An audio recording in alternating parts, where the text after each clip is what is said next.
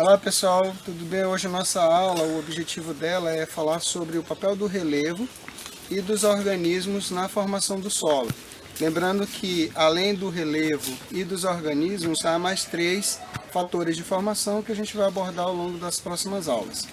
Bom, então quando nós falamos dos organismos na formação do solo, nós temos que considerar algumas variáveis ambientais, né?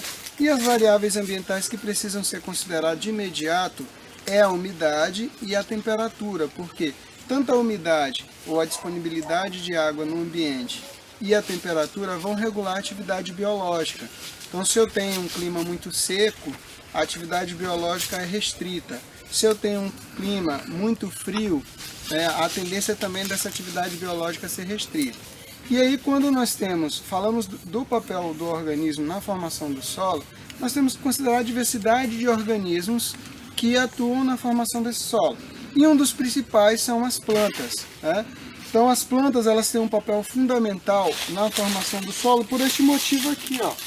As plantas elas adicionam matéria orgânica e essa matéria orgânica será o abrigo de muitos organismos que atuarão na decomposição desse material, formando inicialmente o que a gente chama de horizonte A do solo. Aqui esse material indecomposto, ele é chamado de liteira, serrapilheira, mas na pedologia é chamado de horizonte O, que é justamente o conjunto de todo o material orgânico adicionado ao solo, que vai depois ser decomposto pela atividade microbiológica e alguns organismos também grandes, de maior porte, que vão auxiliar nessa decomposição inicial e adicionar matéria orgânica aqui, dando início à formação do horizonte O. As plantas, elas têm um papel decisivo por muitas razões. Primeiro, a adição de folha, mas a planta ao se fixar, ela enraiza em busca de nutrientes, né, em busca de água, e ela vai ocasionando muitas mudanças no substrato em que ela cresce, dando origem à formação do solo, né? Uma primeira alteração é justamente a agregação de sedimentos com o sistema radicular. Um outro papel importante também que a planta exerce é que, ao longo do tempo, ela vai escavando poros e também permitindo que haja intemperismo. Aqui a gente tem um papel da planta, ó, na estruturação do solo. Então você tem aqui o sistema radicular da planta, né, agregando sedimentos e permitindo a formação da primeira estrutura do solo. Nessa estrutura aqui, ela vai ser muito importante no solo, porque é a partir dela que o solo desenvolve resistência à erosão, é a partir dela que a água infiltra e também que dá condições de outras plantas se desenvolverem, né? Então a planta ela é bem decisiva nessa formação do solo. Uma outra questão é que em áreas em que o solo é ácido e que tem poucos nutrientes nesse solo, a planta ela adiciona matéria orgânica, que vai ser, na verdade, assim, o material mais fértil que tem no solo. Ao invés da planta explorar só os minerais, ela vai explorar também os nutrientes que existem na matéria orgânica. Lembrando o seguinte, que para que isso aconteça, é preciso que essa matéria orgânica aqui, ó, ela seja mineralizada. E como é que eu sei que a matéria orgânica está mineralizada? Olha, os organismos eles vão atuando e adicionando essa matéria orgânica aqui na primeira camada do solo, que unifica mineral e matéria orgânica, que forma o que a gente chama de horizonte A, né? Então a planta ela tem um papel decisivo aqui, a gente já viu, na adição de matéria orgânica, na estruturação do solo, na escavação de poros também pelo sistema radicular, no intemperismo, mas ela tem um papel bem importante também na formação de horizontes. É a partir das plantas que se formam os 2 primeiros horizontes do solo. Bom, então, como eu falei há pouco, a matéria orgânica ela vai servir para formar os primeiros horizontes do solo. Aqui neste caso, a gente ainda não tem um teor de matéria orgânica tão grande, porque é um solo em estágio inicial de formação. Nessa área, ela está sendo recuperada, né? Recuperada com frutífera, com algumas plantas, espécies florestais também, mas ela era uma pissarreira, né, uma área de extração de laterita, e essa extração de laterita destrói todos os primeiros horizontes do solo. Então a gente tem um revolvimento e aqui tem um processo inicial de formação do solo. Lembro a vocês que esse processo ele pode ser muito demorado. Aqui, como ele é favorecido pela minha ação, no caso a ação do homem, há uma tendência de haver a inserção de espécies que produzam mais matéria orgânicas, mais adaptadas à condição de pobreza do substrato e que vai enriquecendo rapidamente essa camada mais superficial do solo. Mas isso é um processo bem demorado, que leva aí décadas, centenas de anos, pode levar até milhares de anos para se formar um solo completamente. Mas aqui a gente já percebe que tem um neossolo em formação. Matéria orgânica decomposta, material mineral sendo misturado ao solo, né? Então tem um horizonte A em formação. Uma outra questão que deve ser considerada na atuação dos organismos, a gente falou ainda há pouco da umidade e da temperatura, mas é o próprio relevo, porque o relevo ele auxilia, ele regula o fluxo de água no ambiente, né? Então nas áreas de tabuleiro, aqui nessa área plana, alta, há uma tendência da água não se acumular, mas há uma tendência de infiltração, né? Já que o material está mais alto, está longe do lençol freático, a água ela tem uma tendência de infiltrar. Entretanto, quando ela chega aqui na borda, né, nessa borda aqui da encosta, a tendência é de haver um escoamento. Então vejam, esse escoamento aqui transporta água, a água, aliás, vai transportar sedimento e matéria orgânica para a área mais baixa. E lá na área mais baixa eu vou ter uma outra condição de solo, assim como eu tenho na encosta e no tabuleiro, né? Tenho mais água lá embaixo, mais matéria orgânica, né? Portanto, uma atividade biológica maior, enquanto na parte alta, que eu tenho as temperaturas mais elevadas, né? Nesse caso aqui, que não a altitude não é tão significativa para baixar a pressão e tem uma diferença significativa de temperatura. Aqui eu tenho temperaturas mais altas, a propagação do vento mais forte, que vai então condicionar a perda de água no ambiente, a acidificação do solo e, portanto, uma adaptabilidade de plantas, né, condicionada a essa questão de um relevo mais alto, né? Na encosta tem perda de sedimento, perda de água, perda de matéria orgânica, e há uma tendência de nós termos fragmentos rochosos expostos, né? Mesmo aquelas rochas sedimentares quimiogênicas, como no caso a laterita, que a gente vai observar mais ali à frente. Bom, gente, então nós temos aqui a encosta que eu falei para vocês, uma área de declive, né? Quando a gente fala de encosta, não necessariamente precisa ser uma área imensa, escarpada, né? Eu tenho então uma declividade que é bem significativa, que vai regular tanto a atividade biológica quanto a dinâmica de sedimento e a dinâmica de água. Como eu falei há pouco, se vocês forem perceber, nessa área aqui, né, nós estamos em terrenos sedimentares, bastante intemperizado, mas nesses terrenos sedimentares se formam, dentro do horizonte A, até chegando ao horizonte B, se formam camadas de laterita, né? Mas ao longo do tempo, a erosão condicionada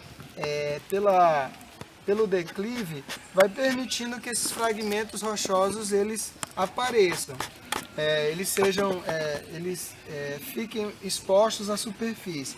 Isso demonstra o quê? Que as áreas de encosta, mesmo protegidas por vegetação, elas são permanentemente erodidas, né?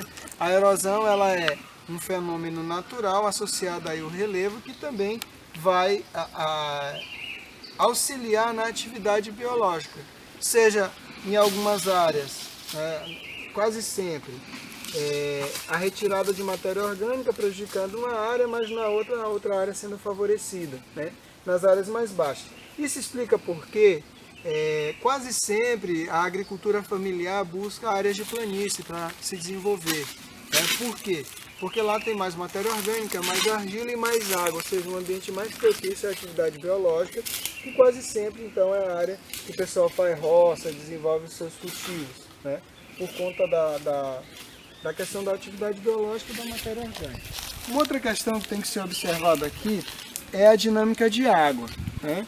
Então, como a água escoa, a tendência é que o solo seja rejuvenescido sempre. Então, como é que ocorre o rejuvenescimento do solo? O solo ele vai ficando mais raso a partir do momento em que há erosão. Então, se a rocha está sendo exposta e ela foi formada no interior do solo, é porque então há um processo de retirada de camada do solo pela erosão que vai favorecer essa renovação do solo permanentemente, né? A renovação do solo, gente, nem sempre é um processo que é benéfico. Naturalmente ocorre, mas o homem ele pode incrementar esse processo de modo que a erosão vai superar a pedogênese e quando isso acontece há um processo de degradação do solo. Esse fenômeno aqui ocorre naturalmente, mas aqui a área foi desmatada, né? Não está protegida no momento, mas a tendência é que se essa área cresça a vegetação, esse processo de erosão diminui, né? Se a área aumenta, se eu tenho uma retirada por completo das plantas, esse processo aumenta e vai incorrer na destruição do solo. Aqui a gente tem árvores, né, um sítio sendo implantado, né, mas tem muita matéria orgânica que não foi retirada, que protege razoavelmente a área, né? E aí dá para perceber então que as plantas elas têm um papel decisivo tanto lá no incremento de matéria orgânica, de estruturação do solo, quanto na proteção contra a erosão. Entretanto, nós temos que observar o seguinte: o modo como as plantas são cultivadas, o modo como ela é distribuída, né, tem uma influência que pode ser positiva ou negativa quanto à erosão. Se as plantas são alinhadas, se não tem uma diversidade, né, alinhadas morro abaixo, na direção da encosta, a tendência é que haja um incremento na erosão. Se as plantas são cultivadas de modo aleatório, né, a tendência então é que haja uma maior resistência do solo aos processos erosivos.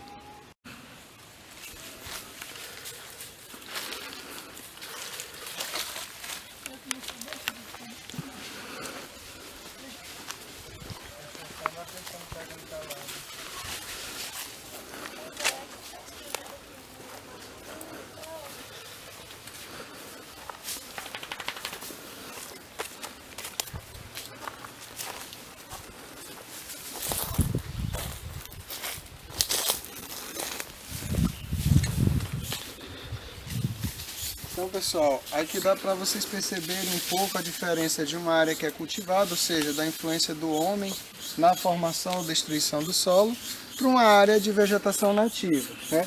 Aqui é uma área que já foi abandonada, uma área de capoeira, que ainda tem alguns resíduos de cultura, mas aqui, como a gente trabalha na perspectiva mais agroecológica, a gente não faz o corte raso da vegetação. Deixamos algumas árvores para poder dar início ao processo de recuperação, para que aquele papel danoso do homem na formação do solo não seja completo, né? No caso de empobrecimento de matéria orgânica, de exposição do solo por completo ao sol, que vai incrementar o intemperismo, queimar o resíduo de matéria orgânica e empobrecer mais ainda esse solo. Então nós temos aqui uma área de transição da encosta para a planície, né? A planície vocês vão ver que tem mais matéria orgânica, que tem mais água e uma diversidade de planta maior, mas aqui já dá para perceber então aquele papel que nós falamos, né, da planta na adição de matéria orgânica. Olha, então tem uma quantidade de matéria orgânica grande ainda e dá para perceber que mesmo que seja uma área desmatada, ainda há uma concentração de raiz fina na superfície. Essa raiz fina aqui, gente, expressa a pobreza do solo, porque se eu tenho raiz fina se concentrando na superfície do solo, é porque ela está buscando nutriente. E esse nutriente está onde? Na matéria orgânica, né, que tem, né, aqui nesse solo. Vocês vão ver que para lá isso é mais evidente. Olha, então a gente vê que, mesmo que tenha sido uma área cultivada, ainda há muita matéria orgânica, o que mostra que esse processo aqui, ele não destruiu completamente a fertilidade natural do solo, né? O que aconteceria, por exemplo, se houvesse queimada, se houvesse corte raso da vegetação, se houvesse a retirada por completo dessa vegetação, né? Então nós temos uma área que foi prejudicada, mas não foi prejudicada em todos os aspectos. Então, quando a gente fala de agricultura, nós estamos então nos remetendo ao papel do homem na formação e na destruição do solo. Quase sempre o homem prejudica muito a formação do solo, né? Mas hoje há, por exemplo, discussões sobre como o homem atua na formação do solo, e há solos que vão entrar no sistema brasileiro de classificação do solo chamado de antrossolo, que são os solos cuja origem tem a ação direta do homem. São áreas de lixão, áreas de sambaquis, áreas de depósitos de material que foi usado, de resíduo, que foi usado pelo homem e que acaba sendo incorporado ao ambiente, dando origem a novos solos. Bom, nós estamos numa área de planície e, como foi falado lá na parte do tabuleiro, aqui nós temos um ambiente perfeito de concentração de matéria orgânica e de concentração de argila. O pouco de argila que tem lá e de matéria orgânica vem sendo carreado e sendo depositado aqui. Por que a gente fala perfeito? Porque aqui eu tenho as condições ideais para o desenvolvimento dos organismos que vão favorecer a formação do solo. Lembrando o seguinte, que os organismos atuam pelo lado, acelerando a formação do solo, mas há características ambientais na planície que podem deixar, por exemplo, retardar processos de formação do solo, como podemos citar a flutuação do lençol freático, né? Então, se o lençol freático está muito próximo à superfície, esse solo ele não apresenta as condições de aeração, não apresenta as condições ambientais para poder se desenvolver e dar origem, por exemplo, a um solo velho, como o latossolo, que ocorre lá na parte superior. Então, nós temos aqui uma demonstração de como o relevo pode influenciar na formação do solo. Aqui nós temos um teor de umidade muito maior, quando comparado à parte mais alta, né? Mesma época do ano, mas a umidade é bem diferente. Nós temos também a matéria orgânica, ela concentrada em profundidade, o que demonstra que o excesso de água auxilia na conservação de matéria orgânica. Então aqui eu tenho a condição de formação de uma classe de solo diferente da parte mais alta lá, né? A matéria orgânica produzida aqui, ela não está concentrada na superfície. Se vocês viram lá em cima, há um acúmulo de matéria orgânica na superfície. Isso ocorre por quê? Porque aqui eu estou num ambiente completamente abrigado, né? Eu tenho uma vegetação que mantém temperaturas mais amenas e uma umidade muito maior, que vai favorecer o quê? A atividade biológica, né? Então essa atividade biológica que vai acelerar a decomposição da matéria orgânica na superfície e incrementá-la, ou seja, mineralizá-la em profundidade. Aí esse material é depositado aqui, dá esse aspecto mais escuro para o solo, né? Então a matéria orgânica dá um aspecto preto, né? Mais escuro para o solo, enquanto que o óxido de ferro, que depois a gente vai ver, dá um aspecto acinzentado. O que dá para perceber também aqui? Que há, do mesmo modo que naquela outra área, a concentração de matéria orgânica na superfície. Ou seja, isso é explicado por quais razões? Primeiro, exploração da matéria orgânica. A planta está aqui, a raiz fina é responsável pela nutrição, ela está explorando a matéria orgânica que foi mineralizada e ela está então se nutrindo dessa matéria orgânica. Uma outra questão é que em profundidade é que o lençol freático vai aparecer, né? E aí muita água no interior do solo impede que as raízes se desenvolvam por falta de oxigênio. E a tendência então é que essa raiz ela aflore e fique mais próxima à superfície. Aqui tem uma demonstração daquele papel da raiz na formação do solo também, ó. Então ela agrega sedimento, dando origem à estrutura do solo. Essa agregação aqui ela é importante para aerar o solo, para permitir a infiltração de água, para permitir que o solo respire e que a atividade biológica seja intensa, né? E aí aqui um sinalizador de fertilidade de solo, mesmo quando o solo é pobre no contexto geral, mas na camada superior ele é fértil, é justamente aqui o humus de minhoca. Ó. A minhoca ela é um organismo que influencia positivamente a formação do solo, porque ela escava túneis em ambientes úmidos que vai permitir a circulação de ar, a entrada de água. Ela consome a matéria orgânica que estava aqui nesse ambiente ácido e no trado intestinal dela, ela adiciona aqui substâncias que vão melhorar o pH e a fertilidade desse material. Então o humus da minhoca é muito mais fértil que a matéria orgânica que ela consumiu, né? Isso favorece bastante aí o enriquecimento do solo nessa camada. Isso explica porque muitas vezes, né, quando um agricultor vai procurar uma área nova para fazer uma roça, um agricultor familiar, ele procura justamente as áreas onde tem humus de minhoca, porque ele sabe que ali o solo está funcionando bem e está muito fértil. Do mesmo modo que ele pode procurar plantas que sinalizem que o solo é bom para determinada cultura, né? Depois a gente vai procurar aí no ambiente essas espécies para mostrar para vocês. Mas o que acontece? A planta, ao mesmo tempo que ela auxilia na formação do solo, ela sinaliza o que há nesse solo. Se há muita água, se há pouca água, se o solo é ácido, se ele é básico, se ele é alcalino, né? Aqui, por exemplo, a gente tem um indicador de acidez de solo, né? A palmeira de babaçu, ela indica um solo com concentração de alumínio e com concentração, né, de óxido de ferro, ou seja, um pH baixo.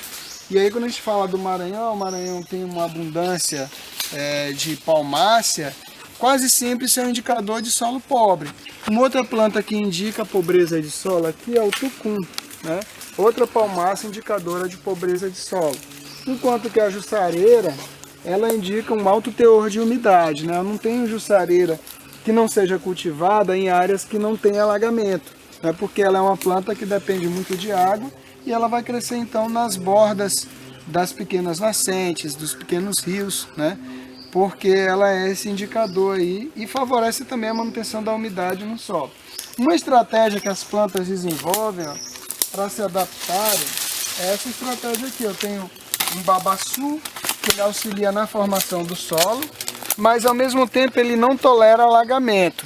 Quando a planta está submetida a alagamento, as raízes ficam mais na superfície para favorecer a respiração do sistema radicular, enquanto que outras estão explorando aí os nutrientes. Aqui a gente tem, né, também colônias de micro-organismos que atuam na decomposição da matéria orgânica e também de rochas e de minerais. Se tivesse rocha exposta, também teria musgo, link, que favorece essa decomposição. Aqui, ó, vou tirar só um pouquinho para mostrar para vocês. Esse material aqui ele já incorporou matéria orgânica que desceu da palmeira, né? Material de poeira, de aerosol. Então aqui esse material, quando seca, ele cai e já vai auxiliar no enriquecimento do solo, e também na hora que chover esse material vai migrar para outra área pela ação da água e colonizar outras áreas. O babaçu, gente, ele é uma planta indicadora dessa pobreza de solo, e a própria copa da palmeira demonstra isso. As folhas da palmeira, elas não são decubentes, elas são empinadas, né? E elas são empinadas por quê? Para impedir perda de nutriente. Então, quando a água da chuva cai, em qualquer planta há uma lavagem da folha e a planta ela começa a perder nutriente. O babaçu, ele tem uma estratégia de sobrevivência para solo pobre, por isso que as folhas são empinadas, né? Quando chove, a água cai, é direcionada para o alburme, né, para o caule da planta, e aí essa planta, as raízes que estão expostas ali vão captar esse nutriente antes que outra planta se beneficie desses nutrientes que a planta perdeu. Uma outra questão é a decomposição da matéria orgânica. Olha só, o babaçu, ele tem um sistema de resistência à decomposição, tem muito carbono nas folhas, né? E aí você tem aqui, ó, uma folha que está podre, né, que já era para estar num solo se fosse de uma outra palmeira, mas ela está aqui para justamente o material cair próximo ao caule da planta. E aí ela vai se beneficiar e não outras plantas, né? Porque se a folha cair, se fosse a distância, outras plantas iriam se beneficiar. Bom, dentro do processo de formação do solo, os organismos eles vão ter papéis diferenciados. Como assim? As bactérias, né? Os micro-organismos, eles vão principalmente as bactérias, vão atuar na decomposição do material mais rico em nitrogênio. Enquanto que cupim, né, os aracnídeos, né, outros organismos vão atuar na decomposição do material mais grosseiro, né? Então, um indicador de que, por exemplo, uma floresta, uma área está em desequilíbrio é quando você olha muito cupim nessa área, porque tem muito material grosseiro e o cupim vai entrar ali como uma variável ambiental, né, um organismo que vai favorecer a decomposição, a restauração do solo e vai diminuir a suscetibilidade do ambiente que está em recuperação em sofrer com incêndio, mortandade de plantas. Bom, como nós falávamos do papel do relevo e dos organismos na formação do solo, é importante ressaltar que dependendo da condição de relevo, da atuação desses organismos e, claro, dos outros fatores do solo, mas principalmente desses, nós vamos ter condições para a formação de classes de solos diferenciadas, né?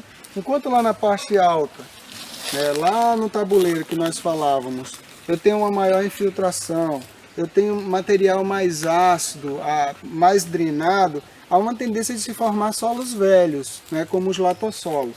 Na encosta, nós temos aí condição de formar o cambissolo, o neossolo, né, já que eu tenho condições ambientais para a formação do solo, mas ao mesmo tempo eu tenho o processo erosivo associado à encosta e às fortes chuvas, que vão condicionar a formação de solos mais jovens, ou seja, os solos eles nunca vão evoluir numa condição para formação de latossolo, já que está numa encosta, né, num declive acentuado.